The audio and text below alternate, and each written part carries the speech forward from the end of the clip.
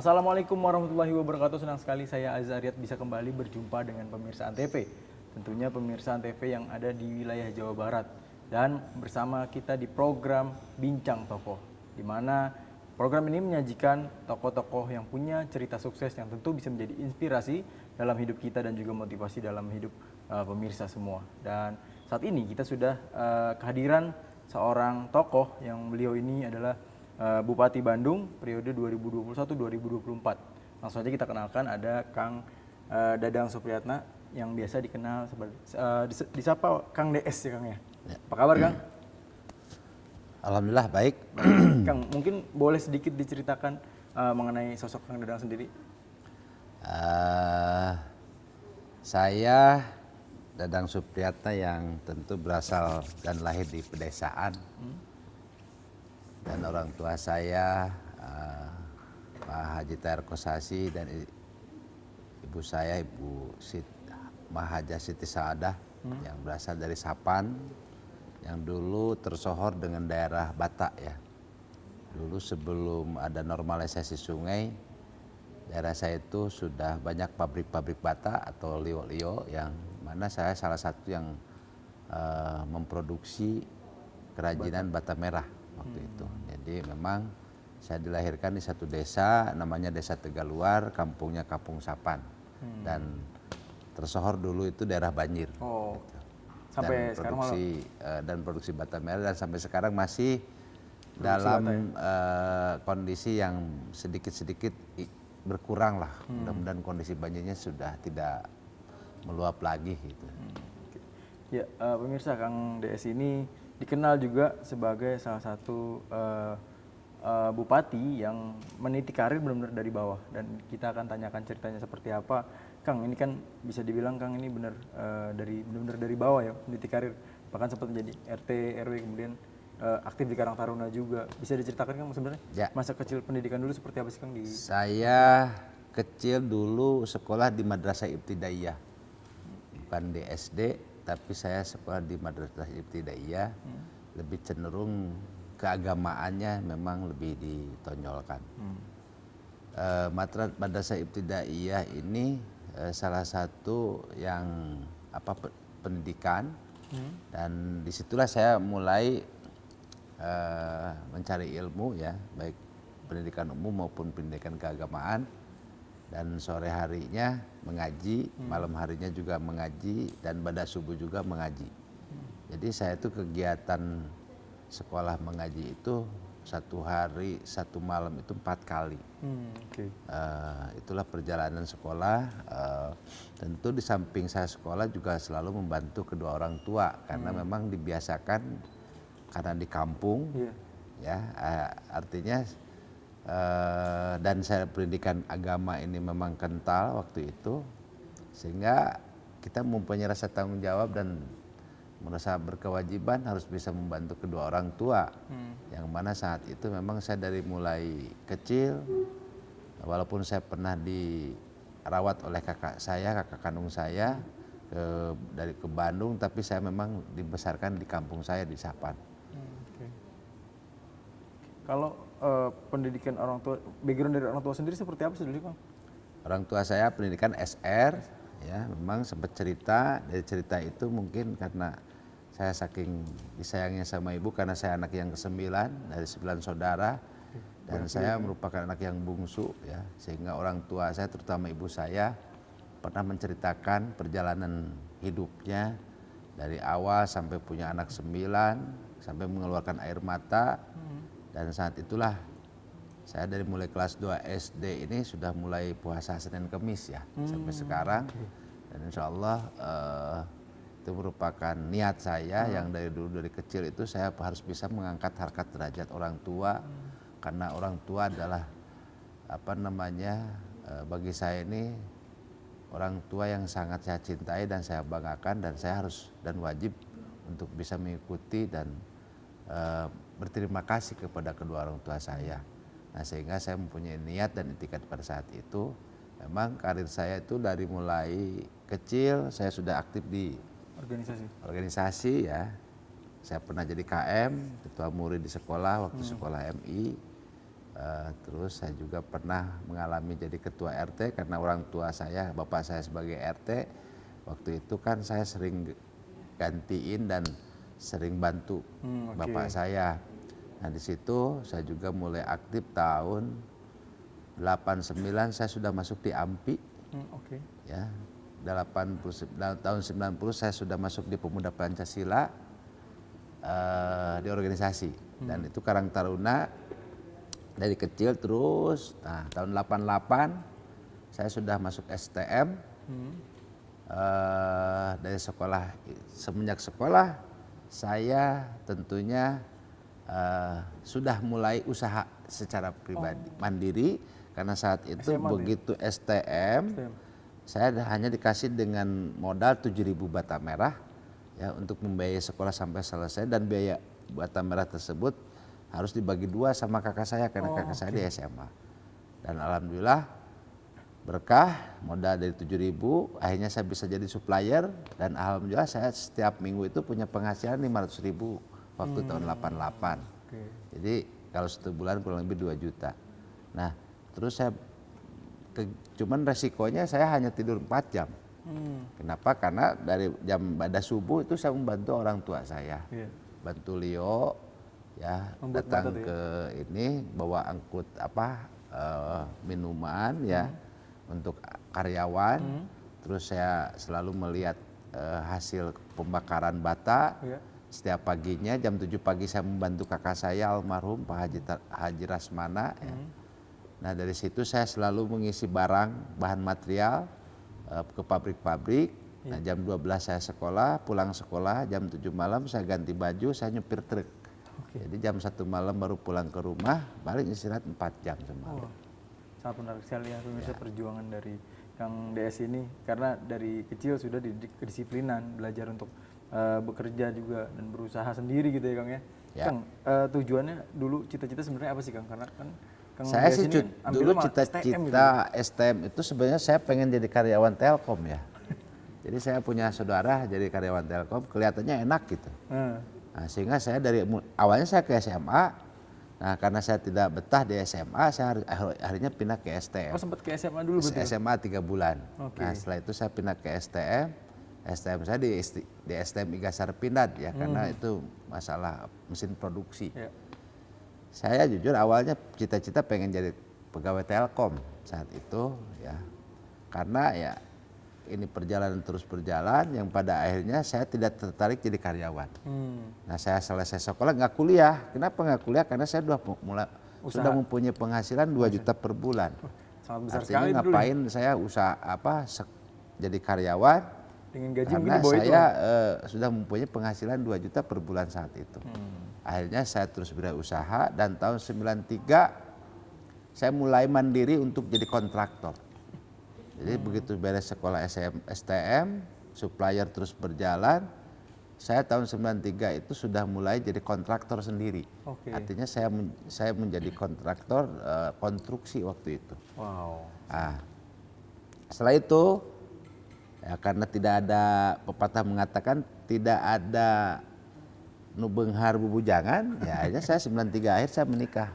Saya jujur waktu itu menikah muda ya? Karena usia 22 tahun. Nah saya rintis selama 4 bulan saya pernikahan, saya udah dapat rumah, sudah bikin rumah sendiri. Ya, saya tekunin semua. Tahun 95 saya bikin perusahaan. Saya sebagai direktur utama dan alhamdulillah sampai sekarang berjalan. Ya, terus berjalan dan perusahaan saya kasihkan ke anak saya selanjutnya karena saya sudah jadi bupati.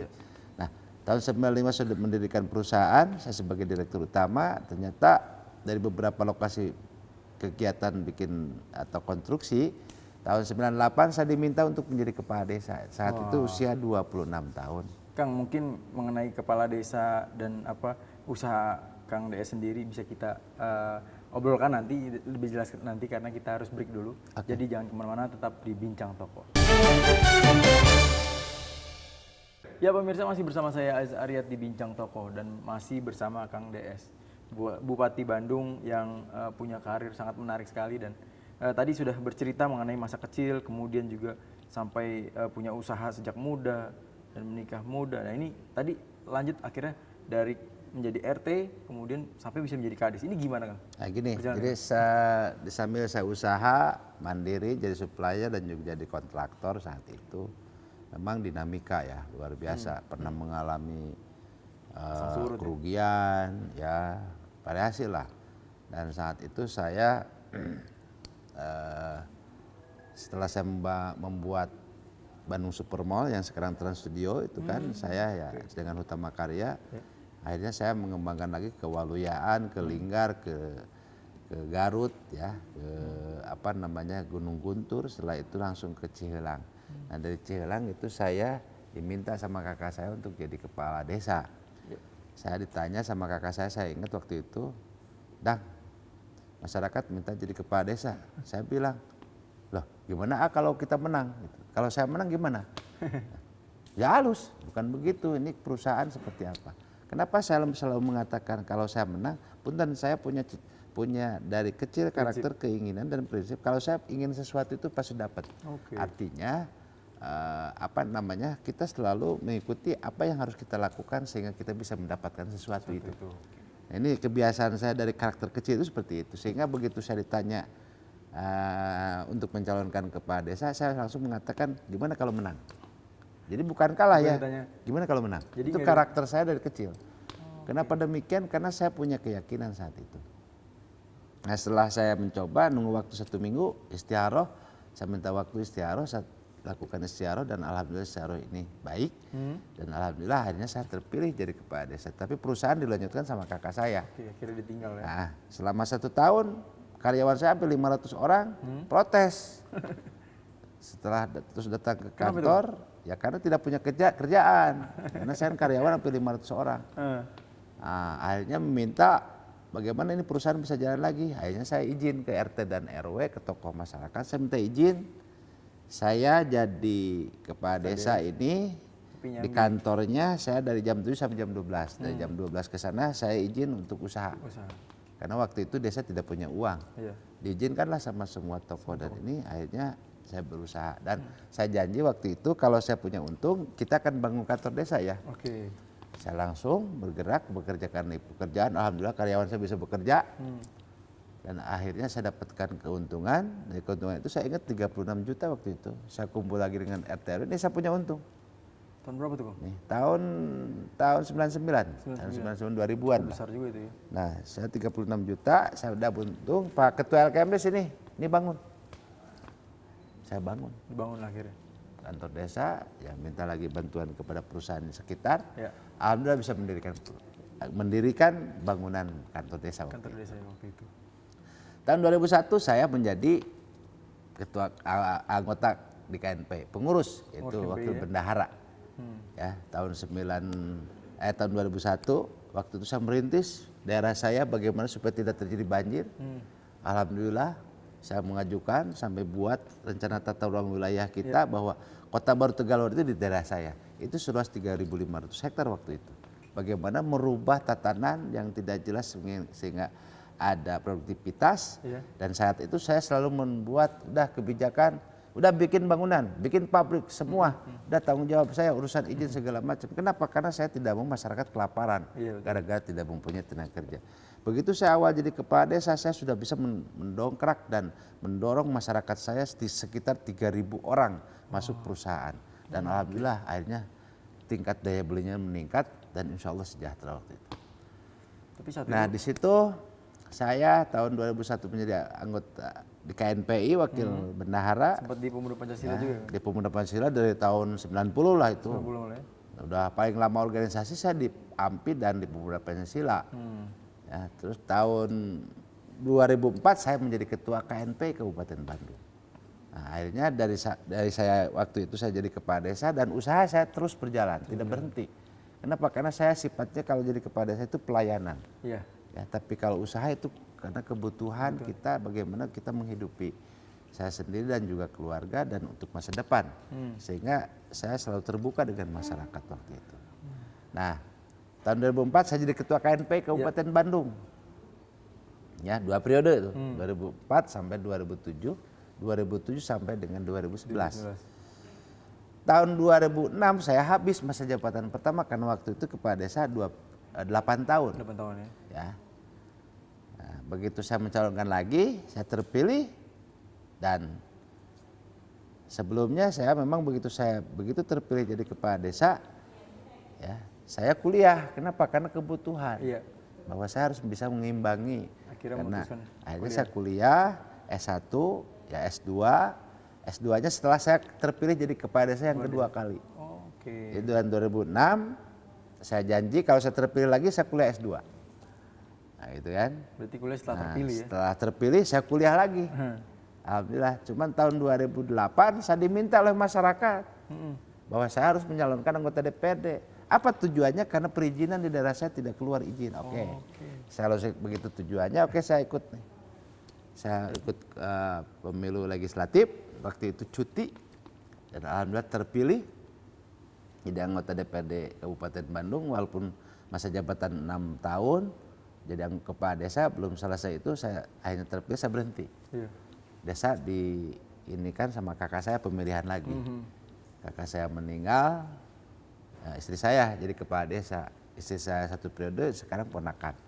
Tapi sebelum bicara DPRD Kang, di kepala desa sendiri saat itu Kang menjabat kepala desa hampir 2 periode itu kan. Perubahan-perubahan apa yang Banyak. Mungkin Perubahan pertama saya bisa mendirikan sekolah SMA. Kenapa? Saat itu kan pendidikan masyarakat saya itu rata-rata SD ya. SD ya. Jadi ngeri lah kalau kita dengar bagaimana pendidikannya gini-gini. Ya nggak bisa sekolah SMA. SMP ada di situ. Begitu beres paling maksimal SMP. Setelah beres SMP tidak bisa melanjutkan ke SMA. Kenapa? Karena waktu itu kan perjalanan ke Buah Batu ke Ciwasa itu kan pakai biaya. Betul. Nah akhirnya saya memutuskan pada tahun 2004 mendirikan sekolah SMA di situ. Pakai tanah carik. Saya bangun langsung. Alhamdulillah sekarang sudah 34 rombongan belajar dari tahun 2004. Akhirnya masyarakat saya tanpa biaya, pokoknya gratis lah, suruh saya sekolah semua. Nah, terus merubah tatanan yang tidak jelas menjadi Kota Baru Tegaluar, dan sekarang sudah menjadikan Kota Baru Tegaluar. Terus infrastruktur semua pengecoran segala macam sudah. Dan yang paling didepankan waktu saya pertama jadi kepala desa adalah memberikan insentif untuk para guru ngaji itu pada waktu saya kepala desa awal. Jadi waktu itu saya hanya ngasih 50.000 ya. Tapi sekarang saya begitu saya niat begitu jadi bupati saya akan memuliakan ulama, dan alhamdulillah sekarang 112 miliar per tahun. Itu sebenarnya keberangkatan dari Kades. Dari Kades dulu. Dari Kades dari kepala desa itu saya mempunyai niat. Ya memang saya paling pertama itu memberikan insentif kepada para ustadz. Kenapa? Saya cari berkahnya lah. Jadi memuliakan para ulama ya, yang itu yang membuat keberkahan dan menjadikan Kang DS ini semakin karirnya semakin meningkat. Itu dia. Dan kita akan lebih lanjut lagi mengulik mengenai Kang DS, cerita bagaimana Kang DS bisa akhirnya menjadi anggota DPRD dan akhirnya sampai sekarang menjadi bupati. Tapi setelah yang satu ini, jadi jangan kemana-mana, tetap di Bincang Tokoh. Ya pemirsa, terima kasih masih setia bersama saya Aziz Aryat di program Bincang Tokoh, dan masih bersama Kang DS, Bupati Bandung yang punya karir yang sangat menarik untuk kita kulik nih. Nah tadi kita sudah banyak bertanya mengenai karir sejak awal sampai akhirnya dan menuju kepala desa, dan tadi cerita juga banyak sekali prestasi yang sudah dibuat. Nah Kang, ini kan tadi ada cerita juga Kang DS ini justru mengenyam pendidikan universitas justru ketika ada kebutuhan itu Kang. Nah ini seperti apa sih ceritanya Kang, dan kuliahnya di mana waktu itu Kang? Ya pertama begitu saya terpilih jadi kepala desa, karena masa seorang kepala desa ini masyarakatnya pendidikannya lebih tinggi kan tidak. Betul. Kita juga harus imbangi, sehingga saya kuliah S1. Begitu saya S2, karena saya nadar kalau saya terpilih lagi menjadi kepala desa yang kedua, maka saya harus kuliah S2. Dan alhamdulillah saya terpilih dan akhirnya saya kuliah. Itu S1 S2 di mana? Di Unla, saya di Unla. Nah, setelah saya terpilih kuliah, sambil kuliah dan juga di situ baru diminta lagi oleh masyarakat dan kakak saya waktu itu bahwa saya harus menjadi anggota DPRD. Kata saya, apa tugas saya untuk jadi anggota DPRD? Untuk meloloskan perizinan, karena daerah saya daerah berkembang industri tapi tidak punya izin. Akhirnya saya deal kalau begitu, saya berangkat. Jabatan kepala desa? Saya jabatan kepala desa, waktu itu saya cuti dulu kan. Saya ikut bertanding dalam pileg ya, waktu itu di Partai Golkar. ya karena saya kan memang pengurus Golkar juga. Oke. Dan kakak saya waktu itu ketua PK Golkar, akhirnya saya mencalonkan. Terpilih, saya melawan incumbent waktu itu. Saya hanya dikasih nomor urut 3, ya nggak apa-apa, yang penting kita menang.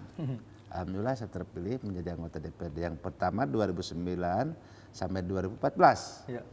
Ya, setelah itu saya meneruskan kuliah dan menyelesaikan kuliah itu tahun 2010 lah kalau nggak salah, yang S2-nya ya. Ya. Saya selesai, alhamdulillah. Setelah itu kan mendorong perizinan. Ya. Ya. Waktu itu istri saya sudah jadi kepala desa, saya dorong, tahun 2011 dorong, alhamdulillah perizinan semua keluar. Semua keluar ya. Ya, itu tugas saya sudah selesai sebenarnya. Setelah saya ngobrol lagi, bagaimana tugas saya selanjutnya, karena saya selalu bertanya kepada masyarakat, kenapa ya? Kan kita sebagai wakil daripada masyarakat yang harus kita menyuarakan apa yang diinginkan oleh masyarakat. Dan akhirnya periode kedua saya nggak susah, bahkan suara saya hampir 100% naik. Wah. Ya, jadi artinya yang periode kedua ya punten, ya tinggal kita mengikuti aja karena kita selalu transparan lah dengan masyarakat dari dulu. Seperti itu. Alhamdulillah saya terpilih lagi yang kedua ya tahun 2014 sampai 2019. Tuh ceritanya yang anggota DPRD Kabupaten Bandung. Iya. Nah, tetapi saya kegiatan usaha tidak berhenti. Saya lakukan terus. Kenapa? Karena saya meyakini bahwa urusan legislatif atau urusan eksekutif itu sifatnya hanya pelayan. Ya. Ya, bukan untuk mencari keuntungan pribadi. Tetapi tetap kita harus ada penghasilan di situ, yaitu kegiatan usaha sehingga saya perusahaan terus berjalan.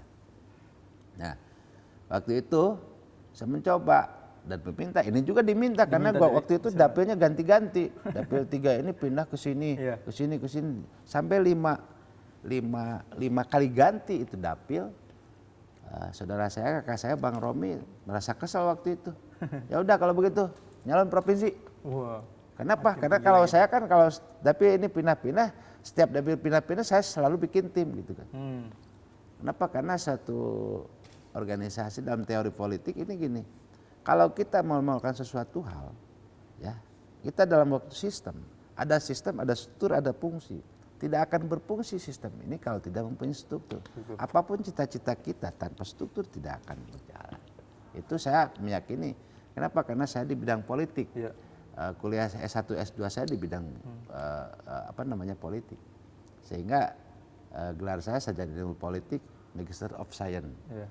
Nah, setelah itu saya mencoba untuk ke provinsi. Saat ditawarkan kembali menjawab kalau saya menang, gimana nih? Saya selalu optimis. Saya dari awal selalu optimis dan saya udah hitung. Kalau saya ke provinsi, saya harus menang. Dan alhamdulillah terpilih. Tantangannya apa, Bang? Wah, banyak tantangannya di internal, di eksternal, luar biasa lah. Tapi alhamdulillah terpilih. Akhirnya setelah begitu, ya sudah terpilih, saya semakin bisa mengembangkan apa yang menjadikan harapan dan keinginan dari masyarakat, tentunya bukan hanya di Kabupaten Bandung saja, tetapi bisa setingkat provinsi, tetapi kita fokus bagaimana untuk bisa lebih meningkatkan kesejahteraan untuk masyarakat asal saya dapil berangkat waktu itu. Nah, itu mungkin perjalanan anggota DPRD, jadi 2 periode di anggota DPRD Kabupaten, ya, dan baru 1 tahun di provinsi. Nah, saya sebenarnya waktu itu dipanggil ya sama Bupati yang dulu, Yang sebelumnya menanyakan kepada saya, karena saya selalu ingat bahwa ada amanat dari almarhum kakak saya bahwa saya harus mencalonkan bupati. Ya, itu aja yang saya laksanakan dan saya pegang, saya jalani semua dan akhirnya saya menjadi bupati. Oke, mungkin sebelum kita bercerita mengenai Kang DS menjadi seorang bupati, saya sebenarnya tadi tertarik dengan cerita kalau Kang DS ini kan aktif berorganisasi dan kemudian aktif di partai. Ini sebenarnya awal mula aktif di Partai Golkar itu seperti apa, Kang? Karena kan terakhir justru Kang DS dikenal menang melalui Partai PKB, Kang ya. Itu gimana ceritanya, Kang? Dan akhirnya sampai beralih gitu, Kang? Jadi gini ya, kita membangun partai ini ya kadang-kadang orang tidak melihat partai, tapi partai bagian daripada yang harus kita perhitungkan. Karena partai itu sesuatu kendaraan bagi saya. Jadi kita bagaimana kita berpijak dalam waktu itu pada saat itu, maka kita harus bisa membesarkan partai yang mengusung waktu itu mengusung saya. Iya. Saya besarkan partainya. Ya, dan alhamdulillah kita besarkan. Dan akhirnya partai Golkar waktu saya ya punten akhirnya menjadi pemenang gitu kan. Yaitu hasil perjuangan, bukan enteng-enteng. Padahal sebelumnya Demokrat yang menguasai sebagai ketua DPRD. Iya. Tapi setelah saya ikut bersama teman-teman yang lainnya, akhirnya tahun 2014 saya menjadi pemenang di Kabupaten Bandung, Golkar. Kan sebelumnya Demokrat. Iya betul. Apalagi sebelumnya lagi kan PDIP, Betul. PDI Perjuangan, Demokrat. Waktu itu saya karena kompak, semua teman-teman dari parlemen berjuang jadi pemenang. Akhirnya dia jadi ketua DPRD. Itulah suatu kebanggaan. Kita bagaimana membesarkan partai waktu itu. Nah setelah besar, nah kemarin lagi tahun 2019 kita pemenang lagi. Ya setelah jadi pemenang, ya saya tidak diakomodir oleh Golkar. Oke. Ya akhirnya saya berhenti waktu itu, tidak melanjutkan untuk perjuangan mencalonkan bupati sih sebenarnya sudah berhenti. Tapi mungkin ini skenario Allah. Iya. Nah, sehingga saya dimintalah dipanggil oleh salah satu partai yaitu Partai PKB dan menanyakan kepada saya, walaupun saya sudah kuliah S3, walaupun belum selesai, belum tamat, ya karena begitu saya menjadi anggota DPRD Kabupaten Bandung yang periode kedua saya kuliah S3 ya. Waktu itu saya langsung ke provinsi masih kuliah S3 karena cuti. Nah, kemarin saya sempat berhenti karena tidak direkomendasikan oleh Golkar. Akhirnya PKB yang mengundang saya dan NU yang bergerak di sini menanyakan kepada saya bagaimana kalau pindah partai, kalau kata saya begini, partai bukan agama kata saya. Lepas baju oke, nggak masalah. Yang penting saya tidak pindah agama, itu aja. Akhirnya saya pindahlah ke PKB, langsung dengan Nasdem, Demokrat dan PKS dan bergerak. Ya dan alhamdulillah terpilih menjadi Bupati Kabupaten Bandung. Wah, semakin menarik obrolan kita pemirsa. Kang DS akhirnya menjadi seorang bupati dan tentunya ketika menjadi bupati ini punya tantangan-tantangan tersendiri yang lebih berat lagi. Nah, nanti kita akan tanyakan lagi, tapi setelah yang satu ini. Jadi jangan kemana-mana, tetap di Bincang Tokoh. Ya, terima kasih masih bersama saya Aziz Aryat di Bincang Tokoh dan masih bersama Kang DS, Bupati Bandung yang punya cerita sukses yang sangat menarik sekali. Tentunya bisa menginspirasi kita. Kang, tadi 2 periode ya di DPRD ya Kang ya? Ya. Ini kan mungkin bisa sampai bertahan seperti itu, punya program khusus yang mungkin disukai oleh masyarakat juga. Ya. Apa sih program-program itu Kang? Program khusus waktu saya jadi anggota DPRD itu bagaimana kita bisa untuk meningkatkan sarana pendidikan. Karena pendidikan ini salah satu peningkatan IPM kita. Ya. Nah, kenapa demikian? Kenapa saya selalu fokus ke pendidikan dan saya waktu jadi anggota DPRD itu tidak pernah pindah komisi. Saya di komisi D. Ya. Saya di komisi D 2 periodenya dan saya kemarin di DPRD Provinsi juga di komisi 5. Kaitan dengan kesejahteraan masyarakat. Kenapa demikian? Saya yang pernah merasakan dan saya pernah menjadi kepala desa. Betapa masyarakat sangat membutuhkan. Apa yang dibutuhkan oleh masyarakat tidak lepas daripada 3 hal. Pertama sarana pendidikan, yang kedua sarana kesehatan, dan ketiga daya beli. Nah ini yang kita fokuskan. Nah sehingga saya selalu di komisi yang sifatnya pendidikan dan kesejahteraan. Nah untuk bisa mengimplementasikan, mendorong bagaimana ini bisa terrealisasi. Nah, saya selama 2 periode insya Allah sudah memberikan aspirasi dan juga kurang lebih hampir 15 sekolah unit baru. Selama saya jadi anggota DPRD Kabupaten Bandung. Saat itu ya tidak jelas, ini ada yang bayar segala macam, saya gratiskan, saya minta gratiskan. Termasuk bagaimana nasib guru honor waktu itu, saya perjuangkan. Bagaimana kita untuk mendorong supaya BLUD, supaya puskesmas ini bisa betul dilakukan. 62 puskesmas selama saya jadi anggota DPRD kita dorong, ya kan? Dan itu semua berjalan sampai sekarang.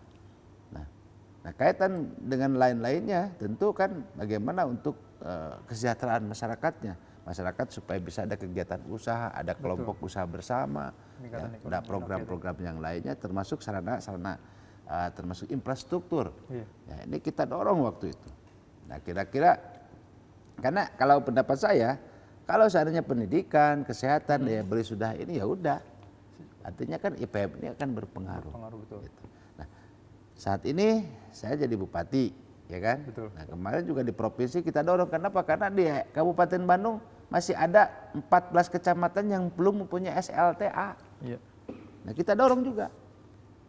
Nah tapi belum berhasil nih. Ya udah nggak apa-apa. Saya harus jadi bupati kalau begitu, saya jadi bupati. Apa konsekuensinya? Ya siapkan. Saya akan siapkan lahan. Iya. Saya sudah mempersiapkan lahan lah untuk 14 kecamatan ini supaya dibangun nih konstruksinya oleh provinsi. Ya, kita sudah dan saya walaupun baru 6 bulan sekarang saya sudah membuat 12 sekolah baru sekarang. Sudah terrealisasi. Walaupun saya baru 6 bulan saya sudah memberikan insentif kepada para guru ngaji 16.000 orang. Terus berlanjut ya berarti ya? Ya, ini sudah berjalan. Sejak dari Kadis ya? Setelah jadi bupati, ini kan saya terus melakukan langkah ini. Kenapa? Bahkan tahun 2022 kita tambah lagi 2.000 ustadz-ustadzah guru ngaji kita diberikan insentif. Ya, tahun 2022 ini kurang lebih sekitar 112 miliar. Wow. Yang sebelumnya hanya 8 miliar per tahun. Enggak, kita langsung naik 112 miliar.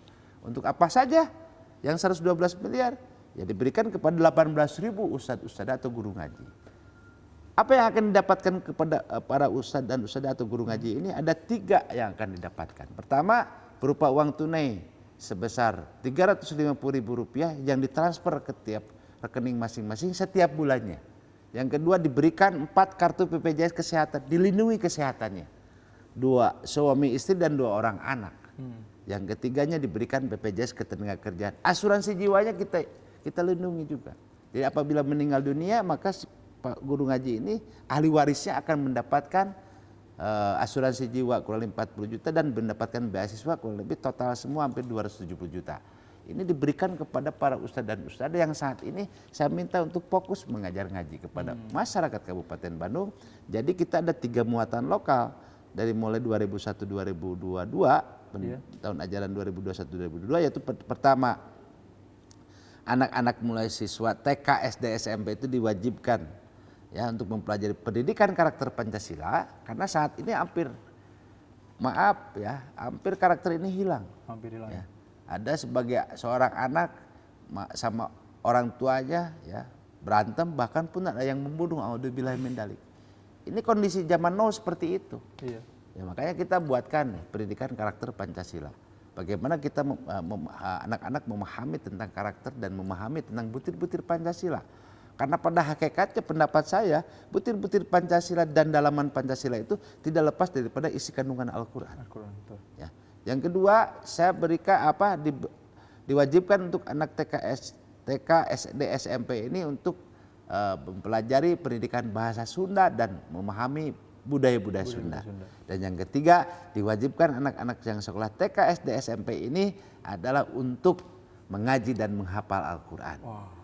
Nah, kenapa demikian? Karena berdasarkan survei Kabupaten Bandung mayoritas agama Islam hanya baru 18% yang paham dan bisa membaca Al-Quran. Ini sangat ngeri. Nah, sehingga kita dengan ustadz datang ke sekolah mengaji, ini salah satu solusi. Oke. Itu.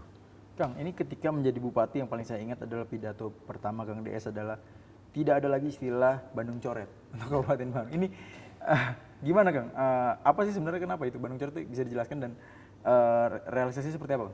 Ya begini, ya saya selalu menyadari lah. Kalau kita di kota Bandung, pas mau masuk ke Kabupaten Bandung ini, dalam hal konteks infrastruktur aja sudah terasa. Beda ya Kang? Beda jalannya juga. Betul. Misalkan ini lemes datang ke Kabupaten Bandung, jelek ini berarti Kabupaten Bandung. Nah Bandung Coret di sini kan memang itu kan istilah yang sifatnya ada tetapi tidak ada gitu dalam hal ini. Lebih paham dan lebih tahu kota Bandung dibandingkan dengan Bandung, padahal sama Bandung. Betul. Ya, padahal di Bandung ini banyak beberapa potensi. Nah sehingga kita bagaimana merubah mindset ini di publik. Nah, ini fungsi kita untuk bagaimana bisa mendorong. Secara bertahap kita akan rubah mindset itu. Nah sehingga saya optimis ya, Kominfo harus diperbaiki. Kenapa? Karena di situ semua informasi, pusat informasi. Betul. Humas di sini berjalan, publikasi juga. Ini kita harus perbaiki. Nah sehingga tidak ada lagi istilah Bandung Coret nanti ke depan. Ya. Nah, dalam artian ada Kabupaten Bandung tapi tidak terkenal. Hmm. Gitu. Jadi artinya di sini harus ada perubahan yang mendasar. Kita harus membuat suatu sistem bagaimana supaya ini bisa lebih dipahami. Ada ciri atau ikon. Ya. Nah sekarang ini kan Bandung Bedas. Bandung Bedas ini sini akronimnya adalah bangkit, edukatif, dinamis, agamis, dan sejahtera. Kita upayakan. Ini kan saya baru 6 bulan nih, baru 7 bulan nih, ya. Insya Allah ini terus, dan saya dihadapkan dalam kondisi lagi COVID. Ya, begitu saya dilantik tanggal 26 April kemarin, ya, saya diuji bagaimana untuk bisa menyelesaikan masalah COVID. Waktu itu saya ingat ya, pertumbuhan ekonomi Kabupaten Bandung waktu itu minus 1,87%. Dan alhamdulillah baru 6 bulan, 7 bulan sekarang, ya, pertumbuhan ekonomi Kabupaten Bandung sudah meningkat, sudah 6%. Ya, pertumbuhan ekonomi ini. Ya, dilihat bagaimana. Nah nanti ada beberapa program intervensi anggaran APBD kita untuk bisa mendorong bagaimana untuk percepatan perekonomian dan pertumbuhan ekonomian sehingga PDRB juga meningkat yang pada akhirnya nanti akan berdampak secara multiplier effect secara ekonomi mikro yang akhirnya daya beli kita meningkat. Jadi ada 3 hal yang kita fokuskan di sini bagaimana untuk bisa meningkatkan pelayanan kesehatan, pendidikan dan juga daya beli. Mungkin mengenai program-program nanti kita akan kulas di segmen kelima nanti. Jadi jangan kemana-mana, tetap di Bincang Tokoh. Ya, terima kasih pemirsa sudah setia bersama kami di program Bincang Tokoh. Dan masih bersama Kang DS. Tadi kita sudah banyak bercerita mengenai Kang DS di mana menjadi seorang bupati dan program-program apa saja yang akan dijalankan. Nah, Kang, kita agak bergeser sedikit Kang mengenai bupati. Ini Kang DS juga dikenal sebagai penasihat Viking, betul nggak Kang? Ya. Nah, ini dan cinta sepak bola juga. Ya. Kebetulan di wilayah sini juga punya stadion yang mungkin sudah dipakai untuk Asian Games, bahkan event-event internasional Kang ya. Kang, melihat potensi olahraga juga Kang, seperti apa? Kalau saya bola di usia 15 tahun ya, kita sudah dengan Kang Robi Darwis dari dulu ya, Adjat Sudrajat.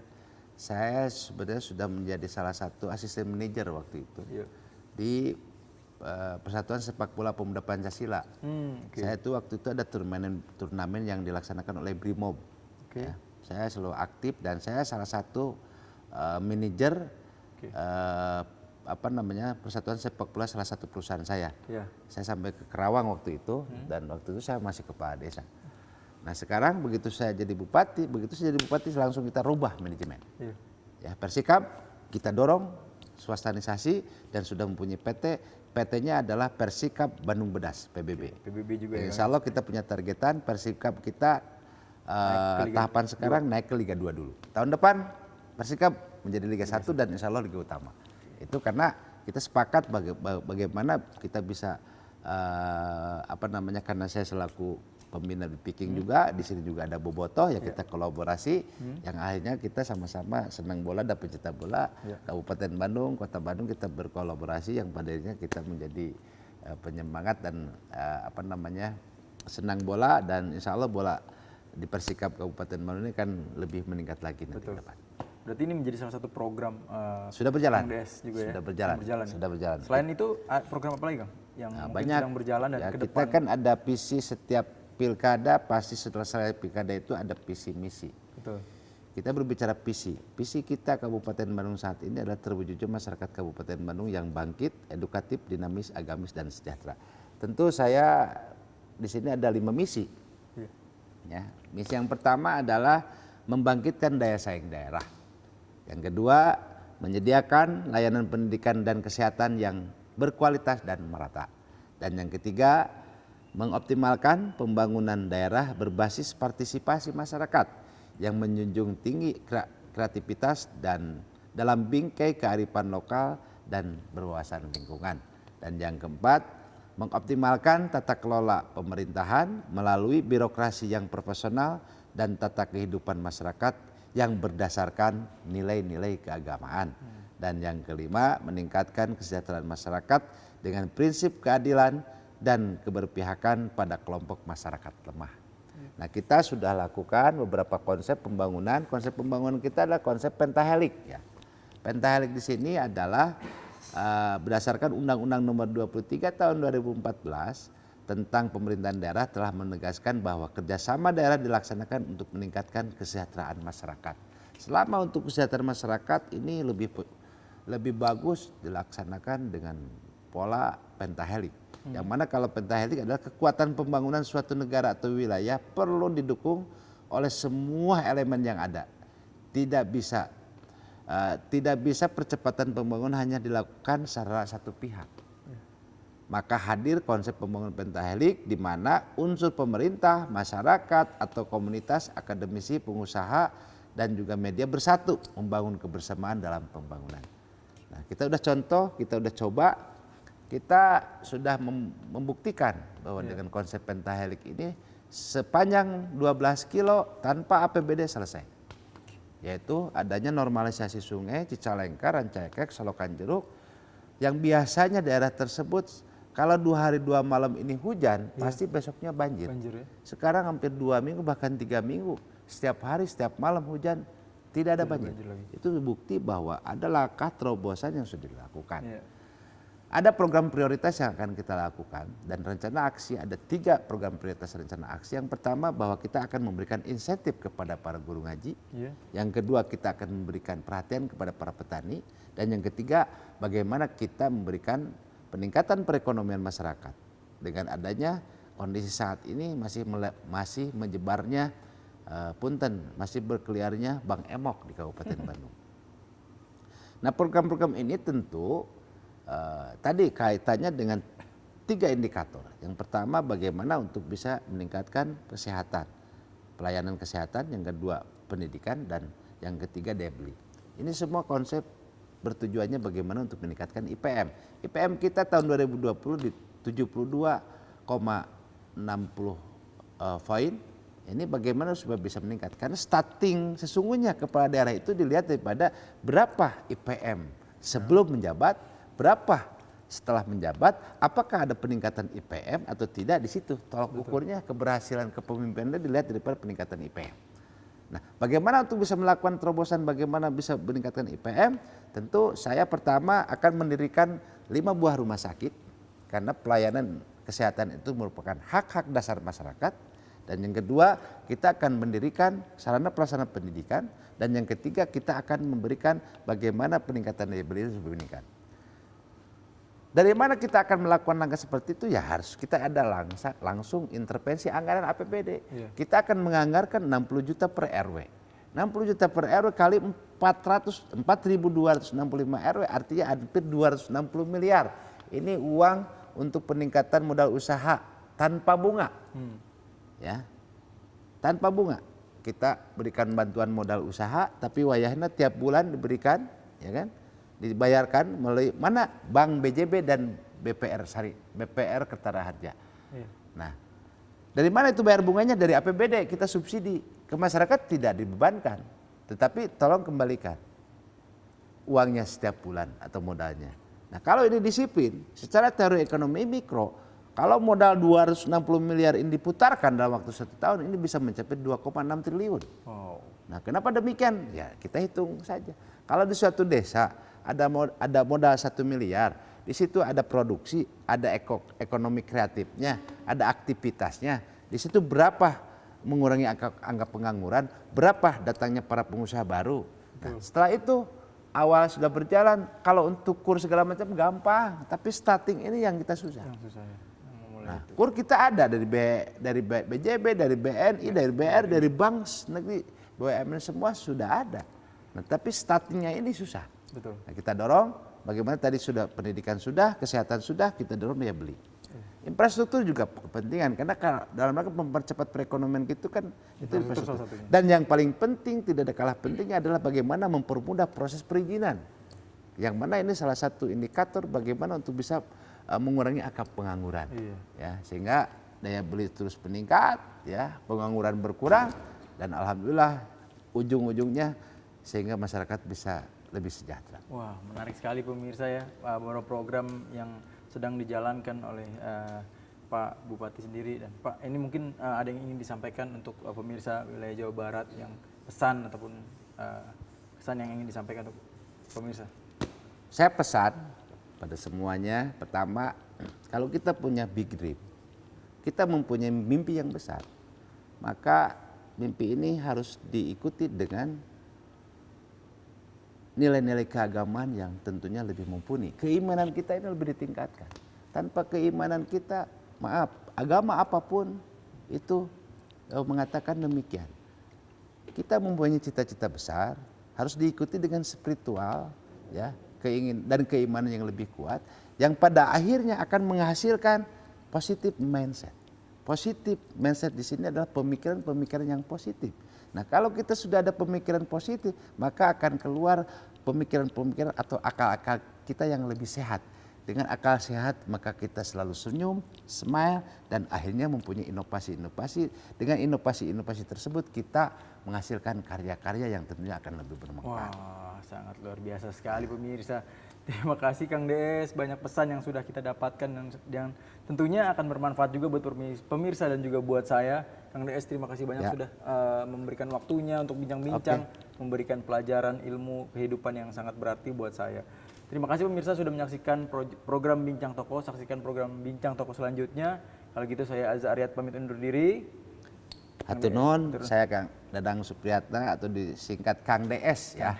Ya. Salam pedas di Kabupaten Bandung. Ya, wabillahi taufiq wal hidayah. Wassalamualaikum warahmatullahi wabarakatuh. Waalaikumsalam warahmatullahi wabarakatuh.